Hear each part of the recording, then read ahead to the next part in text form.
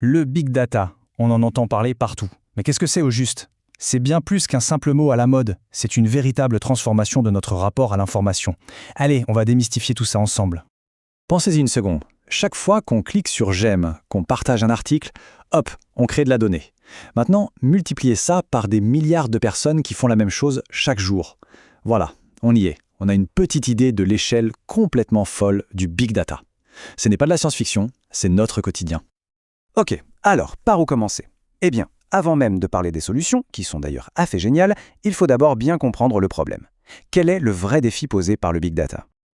Alors, c'est quoi concrètement le big data? La définition nous dit que c'est un ensemble de données tellement énorme, tellement variées et complexes, que les outils qu'on utilisait avant, eh bien, ils sont complètement dépassés. Le point clé à retenir, c'est que ce n'est pas juste une question de taille. Pour bien visualiser ce défi, on parle souvent des 3 V.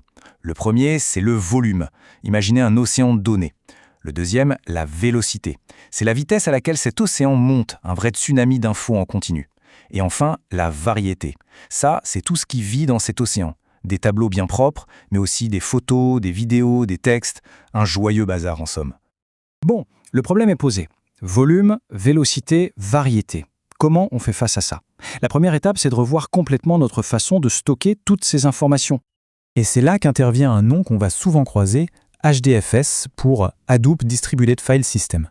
C'est un peu la pierre angulaire de tout l'écosystème Big Data, une technologie pensée dès le départ pour répondre à ce problème de stockage massif. Alors, comment ça marche, ce truc? C'est assez malin. Imaginez un fichier gigantesque. HDFS, au lieu de le garder en un seul morceau, va le découper en gros blocs. Et au lieu de tout mettre sur un disque dur surpuissant, il va éparpiller ces blocs sur plein de machines tout à fait classiques. Des dizaines, des centaines, voire des milliers. Et ce n'est pas tout. Pour chaque bloc de données, HDFS en fait par défaut 3 copies. 3! Pourquoi faire ça? Eh bien, c'est le secret de sa robustesse. C'est pour la tolérance aux pannes. Si une machine plante, si un disque dur rend l'âme, eh bien, ce n'est pas grave. Les données, elles, sont toujours en sécurité sur 2 autres machines. Et ça nous amène à un changement complet de philosophie. Avant, l'ancienne méthode, c'était l'augmentation verticale. Pour avoir plus de puissance, on achetait un serveur de plus en plus gros, de plus en plus cher. Aujourd'hui, on est passé à l'augmentation horizontale. On n'a plus un seul super-héros, mais une armée de machines standards, bien moins chères, et on en ajoute autant qu'on veut. C'est beaucoup plus flexible et au final bien plus puissant. Et voici le principe fondamental de Hadoop, amener le code aux données plutôt que les données au code. Ça paraît un peu abstrait, mais c'est simple. Déplacer des téraoctets de données à travers un réseau pour les analyser, c'est long et inefficace. Ce qui est beaucoup plus malin, c'est d'envoyer le petit programme d'analyse voyager là où sont les données. C'est le programme qui se déplace, pas la montagne. D'accord, donc on sait stocker. Mais ce n'est qu'une pièce du puzzle. Les données, elles suivent un véritable parcours, une sorte de chaîne de production qu'on appelle le pipeline de données. J'aime beaucoup cette analogie. Elle nous rappelle qu'une donnée n'est pas statique. Il faut la gérer, la transformer, la surveiller tout au long de son cycle de vie, sinon elle perd toute sa valeur, elle périme en quelque sorte. Alors ce parcours, en gros, ça ressemble à ça. D'abord, l'ingestion, on collecte les données brutes de partout. Ensuite, le traitement, c'est là qu'on nettoie, on transforme, on analyse. Puis le stockage, on met au propre les données traitées dans un système comme HDFS. Et enfin, la visualisation, on transforme ces chiffres en de beaux graphiques pour que nous, les humains, on puisse y comprendre quelque chose. Mais il manque encore une pièce. Le stockage de fichiers, c'est bien, mais pour interroger, pour rechercher rapidement dans ces données, il faut aussi une base de données. Et là encore, les anciennes n'étaient plus du tout adaptées. Et c'est comme ça qu'est né le mouvement NoSQL, qui veut dire Not Only SQL. L'idée, c'est de s'affranchir des bases de données traditionnelles, très rigides avec leurs tableaux et leurs colonnes bien définies. Les bases NoSQL sont conçues pour être flexibles et surtout pour fonctionner en mode scale-out, réparties sur des centaines de machines.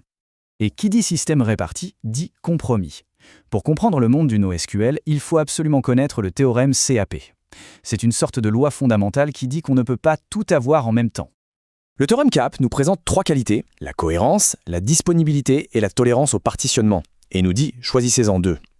La cohérence, c'est la garantie que tout le monde voit la donnée la plus à jour. La disponibilité, c'est la garantie que le système répondra toujours. Et la tolérance au partitionnement, c'est sa capacité à survivre à une panne réseau. Et comme des pannes, il y en aura forcément, la vraie question devient, est-ce qu'on préfère la cohérence ou la disponibilité? Ce compromis explique pourquoi il n'y a pas un NoSQL, mais plusieurs familles. On a les bases clés-valeurs, ultra rapides, les bases documents, très flexibles, les orientés colonnes pour l'analytique de masse, et enfin les bases graphes, géniales pour comprendre les relations, comme dans les réseaux sociaux. Voilà, on a assemblé toutes les pièces techniques. Maintenant, prenons un peu de recul. Qu'est-ce que tout ça change, concrètement, pour nous, dans la société? Le changement est radical. Avant, quelques grosses entités produisaient de l'information et tout le reste de la population la consommait. Aujourd'hui, ce modèle a volé en éclats. Avec nos smartphones, nos réseaux sociaux, nous sommes tous devenus à la fois des producteurs et des consommateurs de données.